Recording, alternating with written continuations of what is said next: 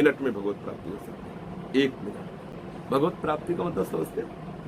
भगवत प्राप्ति का मतलब आज तक सुना है? भगवत प्राप्ति किसे कहते हैं? प्रभु को मिलना, प्रभु को पाना, प्रभु को मिलना। खास बात प्रभु से मिलना नहीं है, खास बात है शरीर संसार को भूलना है। किसी ने पूछा जीवन मुक्ति का स्वरूप क्या है? पूछा था कभी, जीवन मुक्ति का स्वरूप क्या है? तो इसी में उत्तर छुपा हुआ है। का, क्या, ये 2 हटा दो। जीवन मुक्ति का स्वरूप क्या है?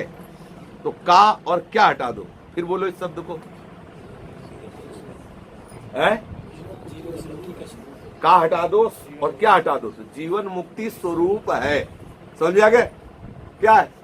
स्वरूप, जो हमारा आत्म स्वरूप है, यही जीवन मुक्त है। ये सब भूल जाए, अपने स्वरूप में स्थित हो जाए, यही जीवन मुक्त है। उस प्रश्न में ही उत्तर। तो जैसे हम क्या मुक्ति हो सकती है, तो सही पूछो तो हम मुक्त हैं।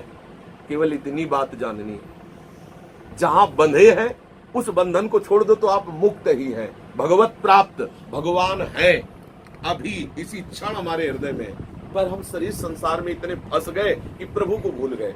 शरीर संसार को भूल जाओ तो बिना किसी चेष्टा के भगवत प्राप्त हो जाओगे।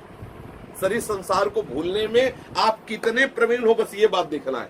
ये अभ्यास आपका 1 मिनट में अभी भूल जाओ तो अभी भगवत प्राप्ति हो जाएगी। 1 जन्म में भूल जाओ तो 1 जन्म में हो जाएगी। करोड़ कल्प में भूल जाओ तो करोड़ कल्प में होगी। बस खास बात है शरीर संसार का होश खत्म होकर प्रभु में तन्मय हो जाना, श्री कृष्ण में तन्मय हो। अब वो तन्मयता कितने दिनों में करते हो?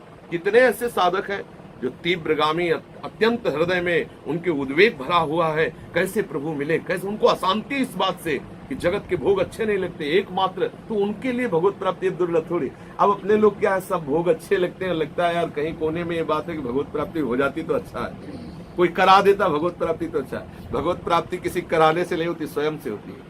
शरीर संसार का राग छूट गया, श्री कृष्ण प्रेम में उन्मत्त हो गए, हो गई भगवत प्राप्ति।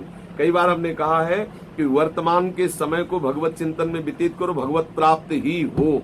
कई बार कहा, बस इस बात को समझना है। हमारा ये सेकंड गया राधा वल्लभ चिंतन करते, ये समय मुक्त हो गया ना, ये सेकंड मुक्त है ना, ये बंधन युक्त तो नहीं। अगर संसार का चिंतन हुआ, भोग का चिंतन हुआ, तो ये सेकंड बंधन वाला हुआ ना। अगर हम प्रति सेकंड राधा वल्लभ श्री हरिवंश चिंतन करें तो मुक्त होते चले जा रहे हैं ना।